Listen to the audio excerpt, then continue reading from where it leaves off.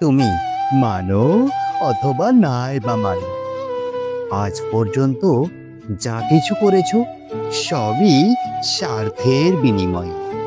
যদি পারো কখনো নিঃস্বার্থে কোনো কিছু করে দেখাও, দেখবে যেটা পাবে সেটাই হবে তোমার জীবনের শ্রেষ্ঠ পাওয়া।